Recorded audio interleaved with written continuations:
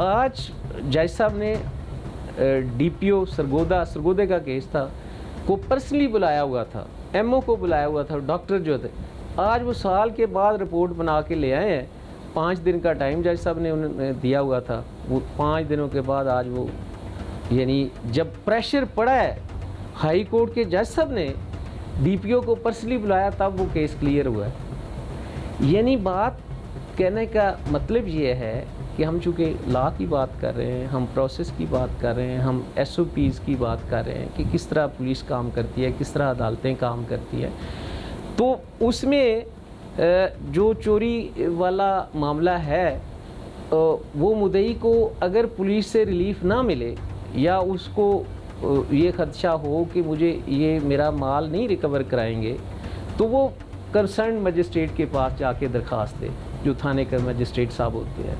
तो मजिस्ट्रेट साहब को वो सारी डिटेल बताए, मजिस्ट्रेट आईओ को तलब करेगा, चलान तलब करेगा भाई हाँ, नहीं तो अगर वो नहीं परसू करेगा ना मुद्दई, तो वो सालों साल ऐसे ही एफआईआरें पड़ी रहती हैं। तो जब वो कंसर्न कोर्ट में जाएगा, इलाका मजिस्ट्रेट साहब की कोर्ट में जाएगा, तो वो चलान तलब करेंगे। अल्टीमेटली आईओ को कुछ ना कुछ करना पड़ेगा, या तो वो मुलज़म पकड़ेगा या उसको खारिज करेगा, व्हाट्सएवर उसको रिजल्ट देना पड़ेगा कोर्ट में। तो दूसरा तरीका ये भी होता है कि हाई अप्स, मसलन डीआईजी इन्वेस्टिगेशन है, एसएसपी इन्वेस्टिगेशन है, आईजी को दरख्वास्त दे सकते हैं कि जी मेरा फ़लाँ मुकदमा है, उसमें पेशरफ्त नहीं हो रही। तो वो लामाला जो हाई अप्स हैं वो जब फिर रिकमेंड करके नीचे मार्क करके भेजते हैं, तो फिर नीचे सतह पे पुलिस का एक इंटरनल अकाउंटेबिलिटी का निज़ाम भी है, बाकायदा एसएसपी अकाउंटेबिलिटी भी होते हैं हर डिवीज़न सतह पे।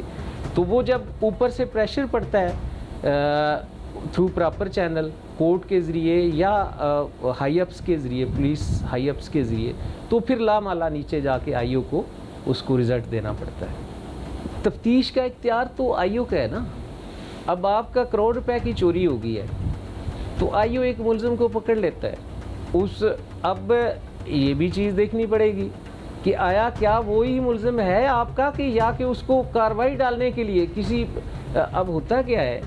जो ग्राउंड रियलिटी हम तो फेस करते हैं, जो हम लॉ से मुतल्लिक हैं, हम कोर्टों को डील करते हैं, कोर्टों को असिस्ट करते हैं, आए रोज़ हम इन चीज़ों से गुज़रते हैं।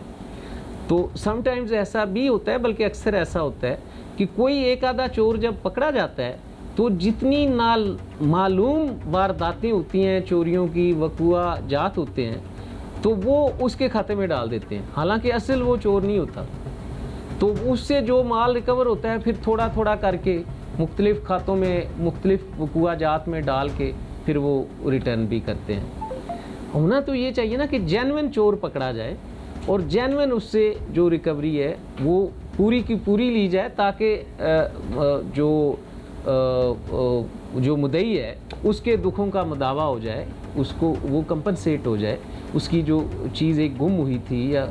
लूटी गई थी या चोरी की गई थी, तो उसको प्रॉपर उसकी अमानत उस तक पहुंचनी चाहिए।